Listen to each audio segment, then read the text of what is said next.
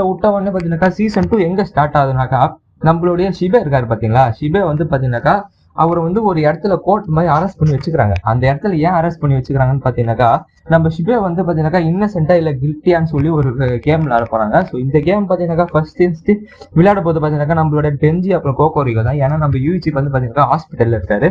So இவங்க 2 பேரும் பாத்தீங்கன்னாக்கா இவர் நம்மளோட ஷிபே வந்து இன்னசென்ட்டான்னு சொல்லி கில்ட்டா இல்லைனாக்கா எப்படின்னு சொல்லி கண்டுபிடிக்கிறதுக்காக வந்துக்கிறாங்க. ஸோ இவர் பாத்தீங்கன்னாக்கா ஏன் கில்ட்டுன்னு சொல்லிக்கிறாங்கன்னு பாத்தீங்கன்னாக்கா 4 பேர் வராங்க.